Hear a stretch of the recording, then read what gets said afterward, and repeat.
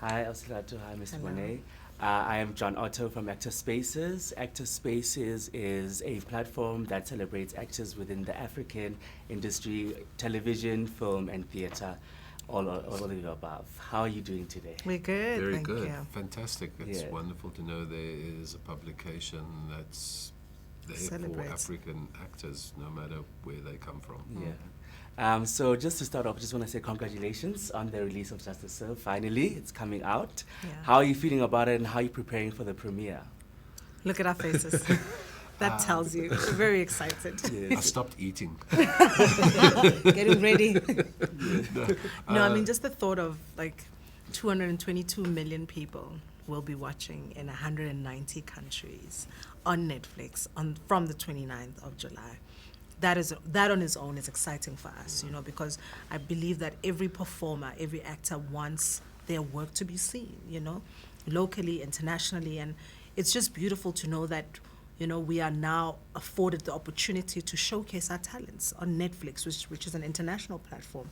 It's pretty exciting. And how would each of you guys describe your characters in 3 words? Okay, I'll go one word. You're going to give me time to think about it. Mine is bold, strategic, tenacious. Vulnerable, violent,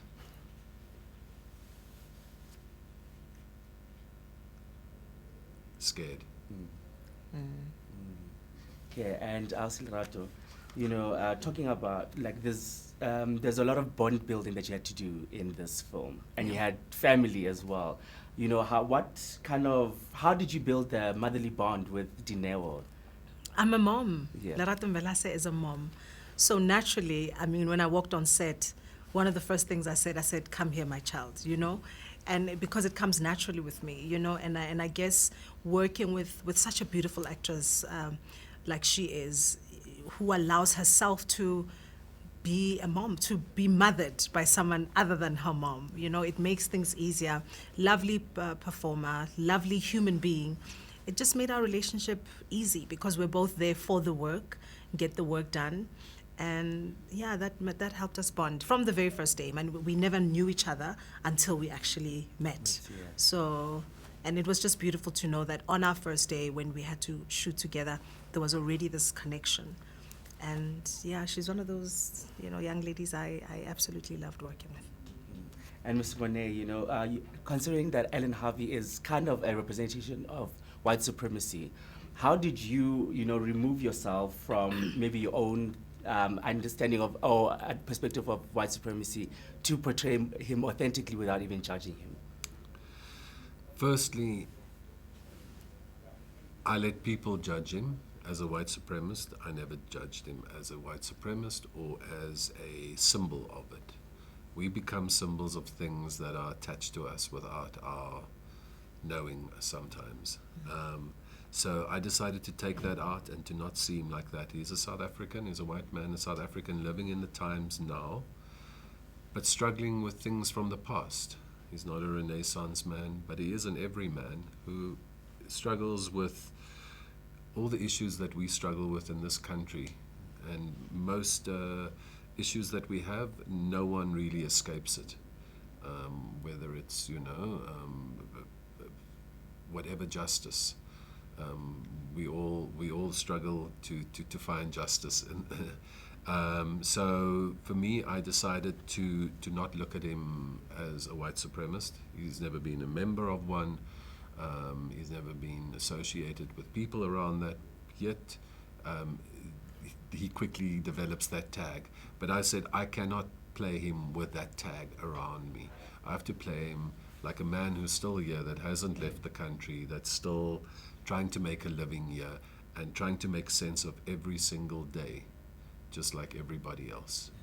And that gave me a point of departure with the script that was written and the direction that I got to portray a balanced character rather than one that is assumed. Yeah. Yes, he was quite a nuanced character, actually. Thank And you. also, Lerato, you know, playing a cop, or let's say a police officer, not really officer, but a police Brigadier. person, yes. Yeah. Did you get into any sort of research about the systems of policing in South Africa, or even the jargon of it all? I mean, prior to playing this particular brigadier, I've had an opportunity to play someone who's in the police force. So that experience also came into play for me because I already knew the language. I knew exactly how they behave, how they look at people, how they look at things that are happening around them. So I came with that experience. And also just the experience of being a mom, you know. She is in the police force, but she's still a mom. She's still human. She still has a heart. She still has nurturing qualities, and her having to balance her work and her motherly nature. And for both of you guys, your characters go through quite a heavy emotional arcs. You know, with Mpho going through loss, constant loss throughout the series, and then with Harvey basically just going through introspect and having to deal with some sort of guilt that he didn't have any play in. How did you guys debrief, you know, after a very heavy emotional day on set? A glass of good red wine does the trick always. I guess. Yes. That and yeah, man. I think the environment that we were working in Yeah. and shooting in with the directors and the producers and the crew around us, they were always sensitive to what was happening in front of the camera. And I felt humbled. Very often I felt very humbled on this set because there was a lot that needed to be done that did not involve the actor, that was just basically building it for us to play in that playroom. But they always made us feel safe and put us first in many ways to make sure that everything was quiet and calm and that we were ready to go when we had to do those scenes. So it was such a supportive environment that the debrief was not necessary in the same way that if it would have been chaotic or unsupportive. But at the end of the day, once we wrap, we all give each other a hug. Say, "Are you okay?" "I'm Yeah. good." "Can you come back tomorrow?" "Yes, I can." And then you felt safe and calm and ready for the next emotion. Yeah, and I think also, you know, with our experience, you know, as performers, you over the years you find mechanisms that help you. You know that I'm here for these many hours, and this is who I am in these hours. And the minute I walk off set, there's Mampo and there's Lerato and Mvelase, who are two different people. And I guess also having the life that I've got, you know, you get home, you've got your wife, you've got your kids, I've got my kids. Everyone's got something that they live for, you know, other than the character. You know, I guess some actors struggle with it because maybe they don't have, you know, stuff to do once they get home. So they hold on to a certain character or a certain lifestyle that a character has or certain storyline. So I guess for us, you know, the wine and the kids, they'll take you out of character, trust me. They'll help you if you struggle. And speaking about that as well, what were some challenges that both of you guys faced in trying to, I guess, meet your character halfway as an actor? Or in trying to just unpack your character as well going forward? The challenges. The challenge is always to not play a caricature, not to play something that has been played.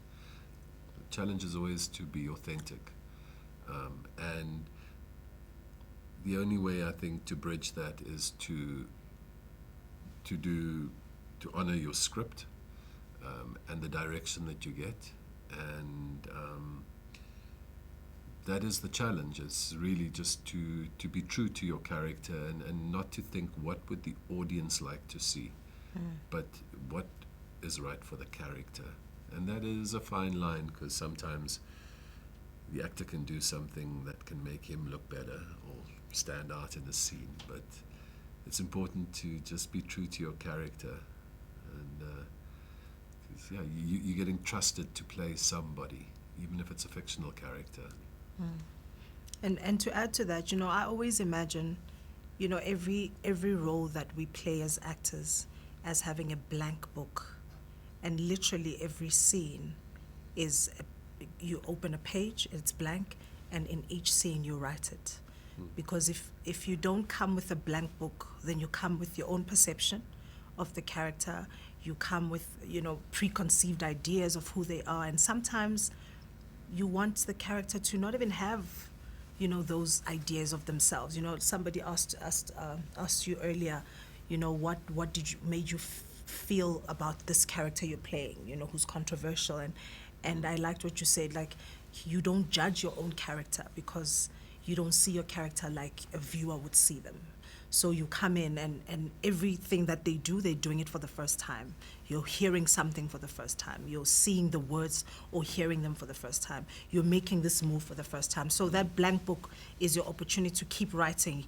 The next scene comes, you go over the page and you write another scene, and until that whole book is filled and your whole character is there, the whole story is there. And yeah, for you guys to enjoy on the 29th of July on Netflix.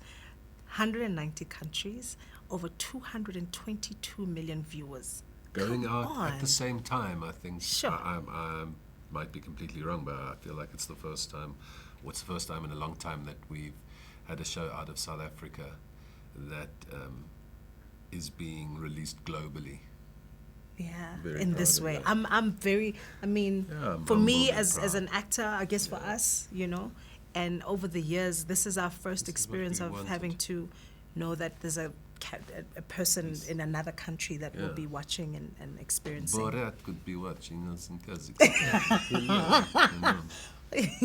And just one last question. Speaking about these 22 million viewers Yeah. all over the world, 200. 222. 222 million. That's a Yeah. lot of people all around the world. Subscribers. What do you hope they get after watching this show? For me, it's for the world to recognize South Africa as a place of amazing creativity in terms of storytelling, writing, producing, acting, and a hub where literally all sorts of talent can be found in South Africa, and for us to be recognized for the talent that we are, and that we are on par with all the internationals that are out there. And that we're not scared to tell our story, whether it's pretty or ugly. We're willing to approach our stories. We're willing to tell the stories that ask questions, and tell the stories that make people think. And I like that Yeah. we're brave to do that. That make us uncomfortable. We face them. We Yeah. face everything. Thank you very much for the interview, and Thank you wishing for you all the chatting best to as us. well going Yeah. forward. Thank you. Thank you.